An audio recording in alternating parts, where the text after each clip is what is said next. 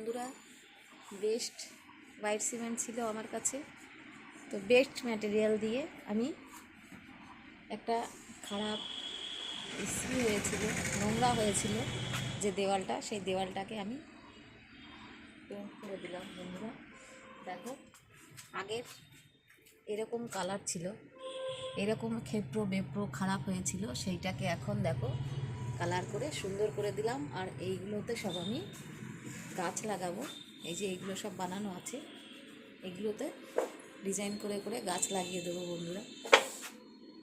তো এখন অনেক সুন্দর লাগছে কালারটা করার পরে। দেখো, তো যখন ফাইনাল হয়ে যাবে তখনও তোমাদের সঙ্গে শেয়ার করব আমি যে এটাকে কেমন করে কালার করেছি। দেখো, ওইদিকে কালার করে দিই, দেখো কেমন খারাপ হয়ে গেছে।